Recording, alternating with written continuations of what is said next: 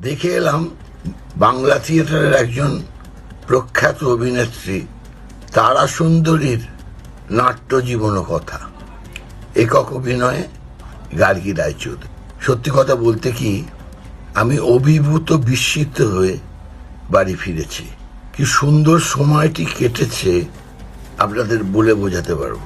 আমি মঞ্চের দিকেই তাকিয়ে থাকতে বাধ্য হয়েছি, অন্য কোনো দিকে তাকাবার অবকাশ দেয়নি গার্গী। একজন অভিনেত্রী একই সঙ্গে অভিনয়ে, নাচে, গানে এতটা পারদর্শী, এবং তারা সে এখনো আমাদের একজন অন্যতম মঞ্চের কাজ করার মানুষ। কিরকম গর্ব হচ্ছিল যে বাংলা থিয়েটারের জন্য যে কি সব সম্পদ আমাদের থিয়েটারে এখনো রয়েছে।